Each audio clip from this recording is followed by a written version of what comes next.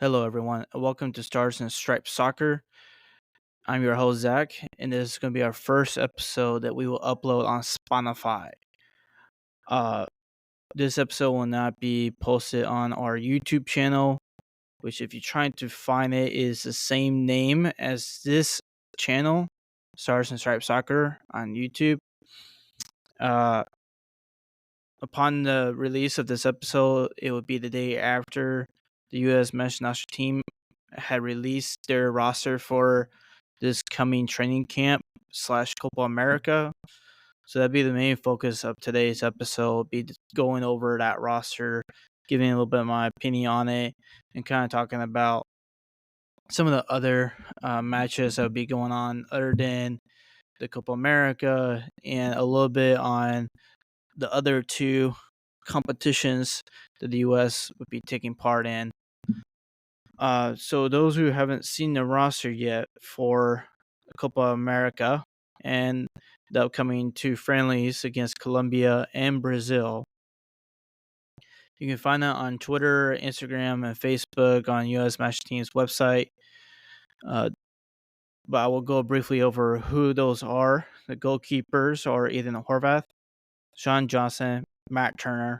Defenders, Cameron Carter-Victors, Chris Lunt, Mark McKenzie, Shaq Moore, Tim Ream, Chris Richards, Anthony Robinson, Miles Robinson, Joe Scally.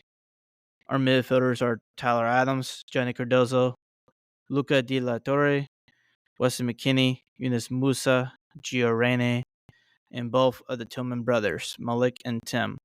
Our forwards are Brandon Aronson, Florian Balakin, Ricardo Pepe, Christian Pulisic, Josh Sargent, Tim Weah, Haji Wright. So I did give my opinion on this on Twitter. If you haven't followed me on Twitter, is ZJ McCabe, MCCABE, just at ZJ McCabe. First one that really does stands out on this is Shaq Moore. I know some couple people try to say, well, he's not going to play, so why does it matter? But even if that's the case, you're taking away a spot from somebody who could use the experience or can even come off the bench and do something. Now, apparently, Deion Jones has an injury that prevents him from participating. Obviously, Des is out for it because of his ACL tear.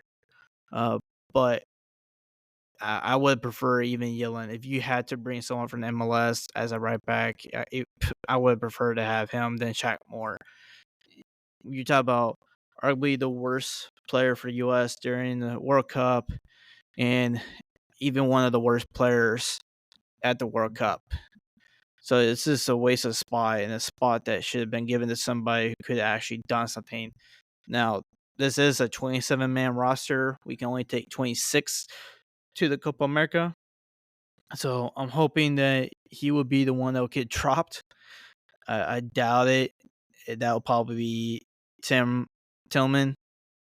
But I would rather have him than Shaq Moore. Another one that's surprising that was omitted was Austin Trusty. I would have thought that he would have been ahead of Mark McKenzie, but it looks like Greg Berhalter rates Mark McKenzie ahead of Trusty. But I think it would have been good to bring him along because he has some experience playing left back. So if for some reason we needed to move Lunt or Robinson, who neither one of them play right back or have played right back, but just say that they needed to, we at least would have had Trusty as kind of reinforcement on the bench. He just gives us more options, especially when the fact that he can play both left back and left center back. On this roster, the only one who's a left center back is Tim Ream. Now Richards is double footed, but you're still talking about 3 right center backs and 1 left center back. The other one is kind of concerning is Tyler Adams because of his health. If he is healthy, then yes, bring him along. But with his health conditions recently, he's unreliable in my opinion. Not saying he's unreliable on the field, is unreliable if he can even play or how much he can actually play. That's why I would have preferred to have brought Leonard Maloney over Tim Tillman, because just in case something is wrong with Adams or he can't play, we at least have Leonard Maloney behind Johnny Cardozo. Uh, we can't just rely on 1-6 just for some reason Adams can't participate. Uh, Now, some people are wondering if Maloney is still hurt or has he returned, but he has returned. He returned a couple weeks ago, so he is healthy. He can participate if need to. But it is very strange the fact that we are bringing Tim Tillman. I do think he will be the guy that will get dropped, like I said a moment ago. But sure, uh, that's what you want to do. Whatever. There's 4 MLS guys on this roster. Uh, to me, that this kind of reinforced that argument that there is an MLS quota. It doesn't look good when you bring Shaq Moore, Miles Robinson, Tim Tillman, and Sean Johnson. Uh, those who don't really know, I don't rate Miles Robinson very highly. He is athletic, but his defensive awareness is so bad.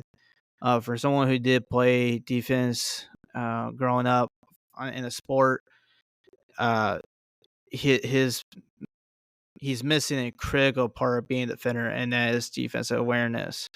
And I do find that a reliability for the national team, and it was very evident during the Gold Cup last year that he doesn't have that capability. Um, but yeah, Sean Johnson, talk about a guy in his mid-30s who is long past his prime and is steadily just declining as years go by. Yes, it is a third spot on the roster as a goalkeeper. He's not going to play, but he will be training. He will be helping these guys, and it would have been better to bring along somebody else who could step in that spot as a third goalkeeper to help train our players probably a lot better than what Sean Johnson could based on current performance like Drake Callender. Even though I don't rate Drake Callender much higher than Sean Johnson, I do think he would have been better for these guys prepared for the Copa America. Or even someone young like Gaga Solana, which I wanted to see in this camp, purely just to try and get that experience. And because when it comes to our youth players, he is the highest rated goalkeepers, in my opinion, at this time. I do eventually think Diego Kogan would take that spot, but at the moment it is Gaga Solana, and I think he would really benefit from this camp. Uh, yeah, he could start for our Olympic team, but I don't see any reason why you can't get that to Schulte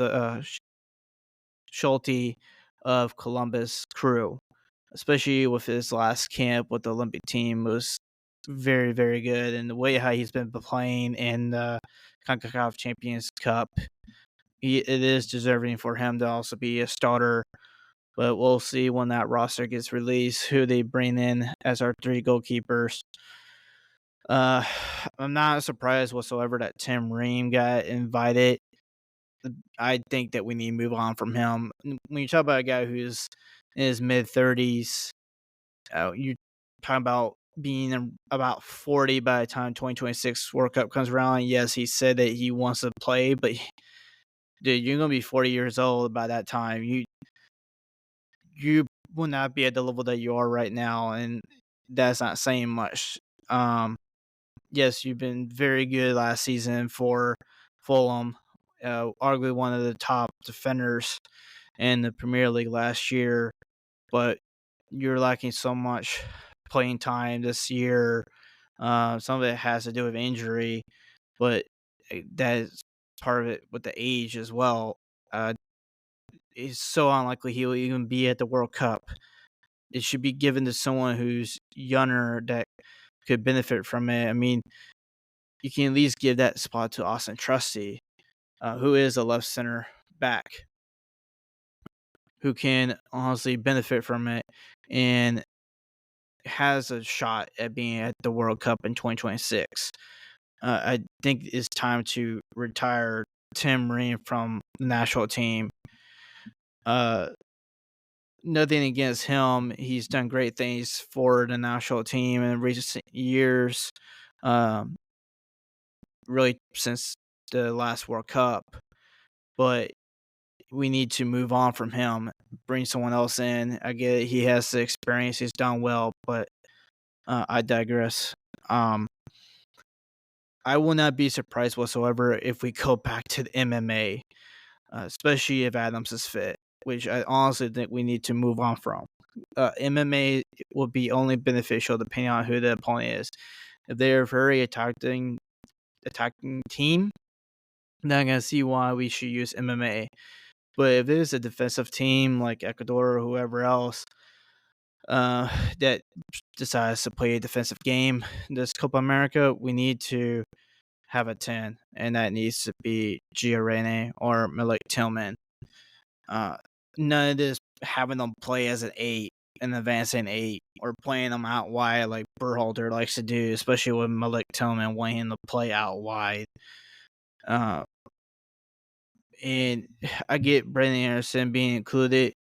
Uh, he has been good for Union Berlin the past couple months, but it really took for Berhalter to say, "Hey, you're not going to be in this camp," in reference to the Marsh camp, for that to light a fire under him to pick up his game, which is good. He needed something to encourage him to step up his game.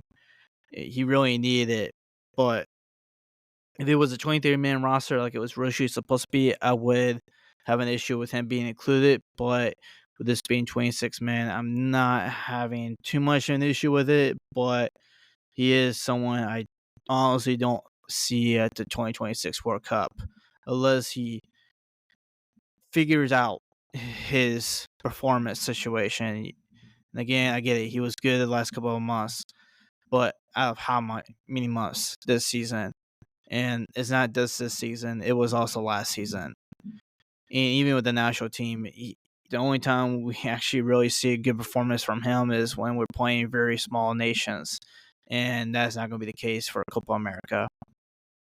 I do like the fact that we're bringing Haji Wright and Josh Sargent. Now, uh, Greg Berhalter did say that Haji Wright is seen as a winner, which is it's about time.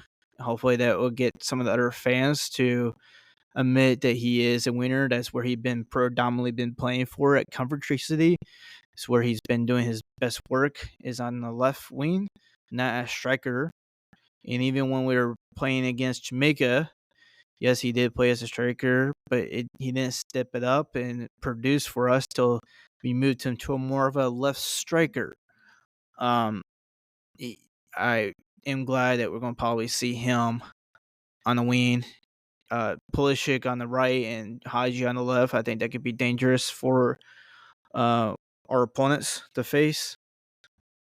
And Sargent too, he has shown that he can play on the wing last season with Norwich.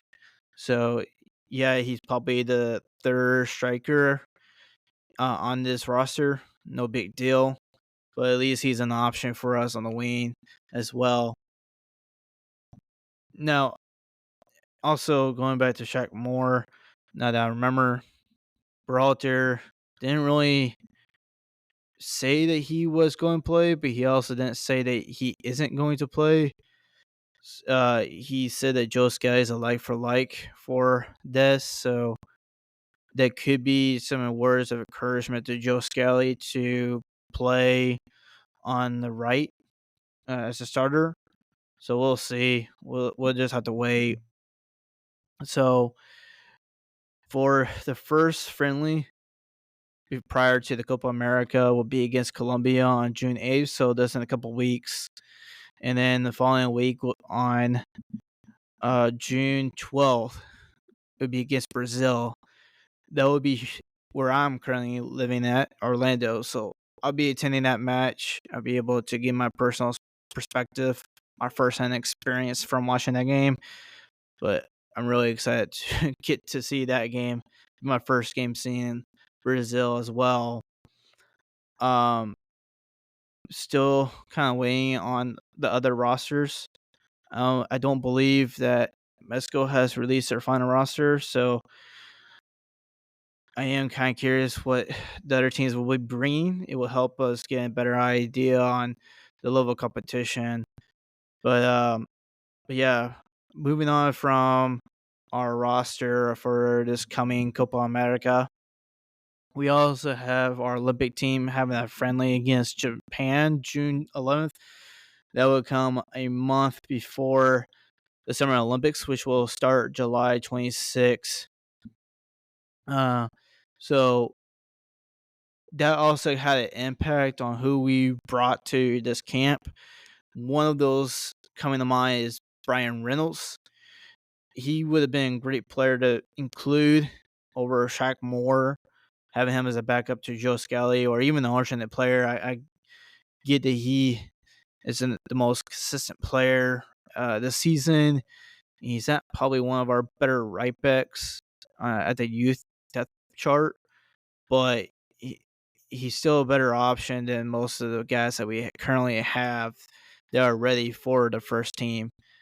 But with him not being in this roster, pretty much indicates that he will be on the Olympic roster. I'd be very surprised if he is not, and he probably be our starting right back at the Olympics. We will also have the U20 CONCACAF Championship that will start July 18th. As far as I have seen, there hasn't been any announcements on when, if there's another friendly. I'm going to suspect that there is, based on what some people have been saying. But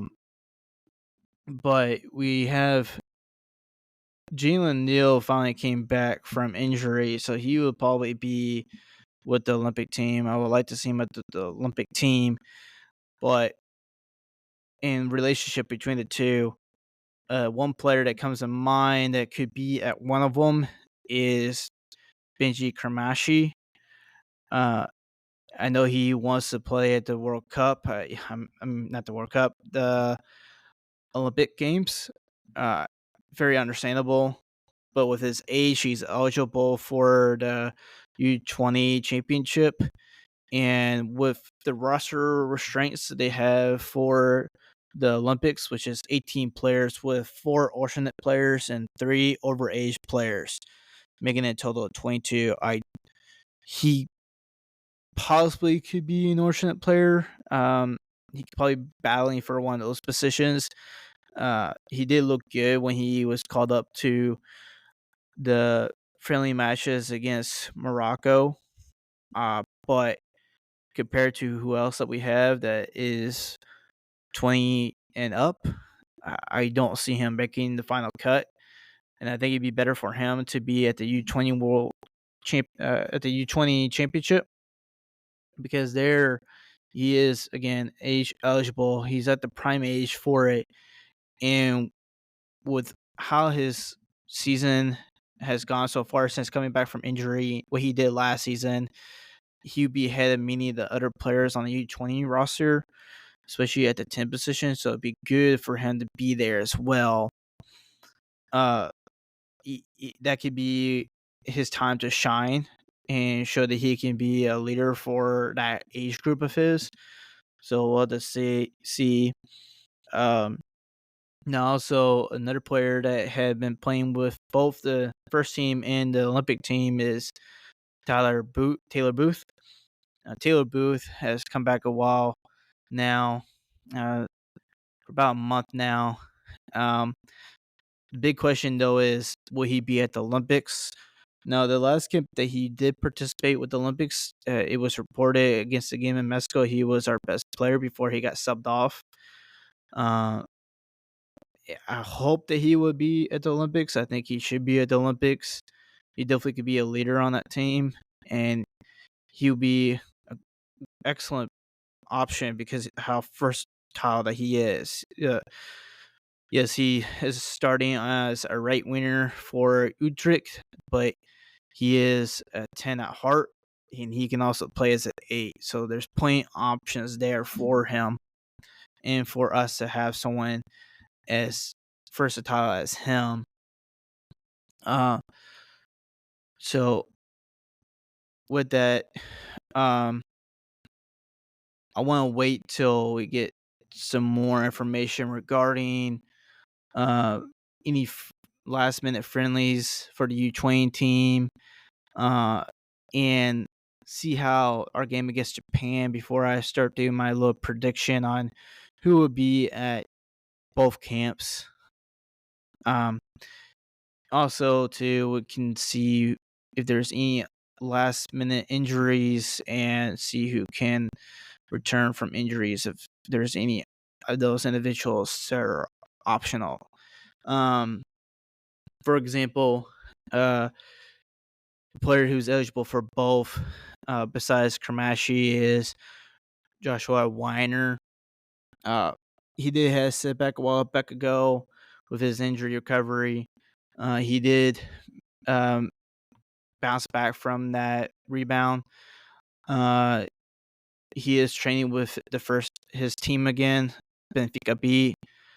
So based on that, it looks like he could be ready for either the U20 Championship or the Olympic Games. I can't say his aim is for the Olympics. That's what he's hoping for. That's what I've been told that he's wanted to do. Uh, there's some people who say that he's not ready for it. There's some people that think he's ready. I think that he can do it.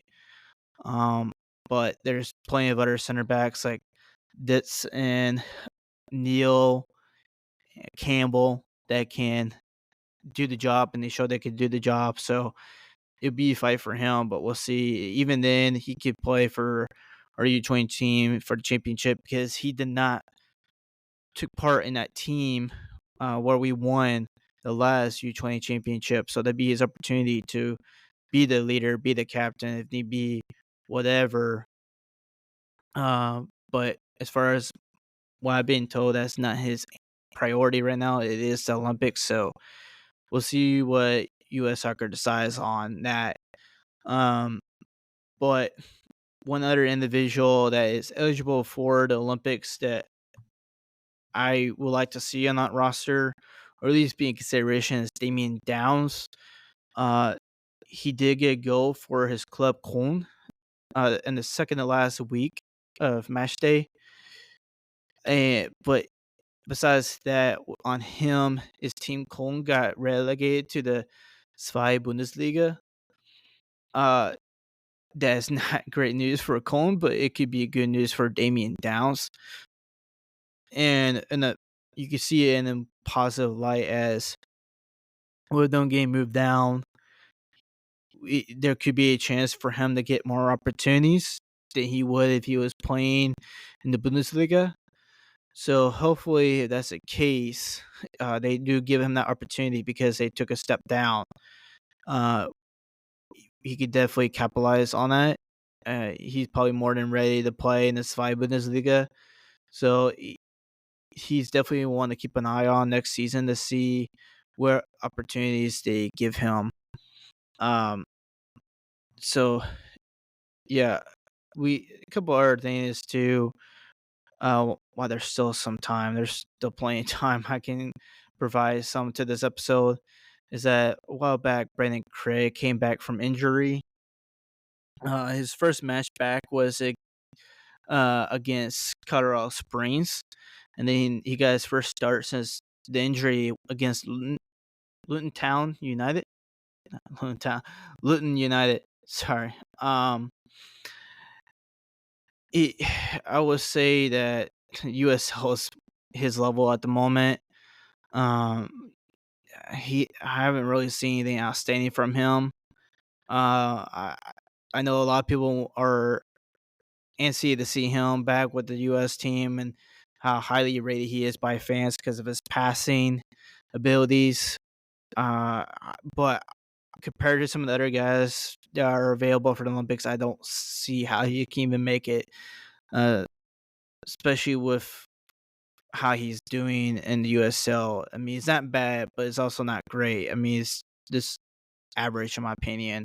Um, just from watching his games, I've watched all his games so far with El Paso, and it's just nothing outstanding. Not something like you saw from Kobe Henry or Joshua Weiner when they were in the USL. So we'll have to just keep on monitoring him to see how he progressed throughout the season.